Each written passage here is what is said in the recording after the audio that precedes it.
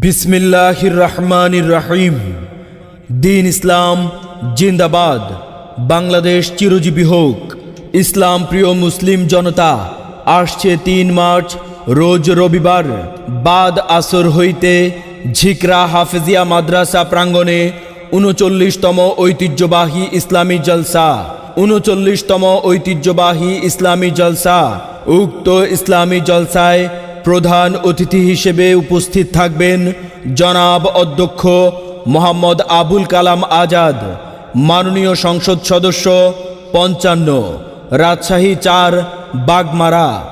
বিশেষ অতিথি হিসেবে উপস্থিত থাকবেন জনাব আলহাজ অ্যাডভোকেট মোহাম্মদ জাকিরুল ইসলাম শান্টু, সাবেক উপজেলা চেয়ারম্যান ও সহসভাপতি, রাজশাহী জেলা আওয়ামী লীগ। আরও উপস্থিত থাকবেন জনাব মোহাম্মদ আবুল কালাম আজাদ, সভাপতি, ১২ নং ঝিকরা ইউনিয়ন আওয়ামী লীগ। আরও উপস্থিত থাকবেন জনাব মোহাম্মদ রফিকুল ইসলাম,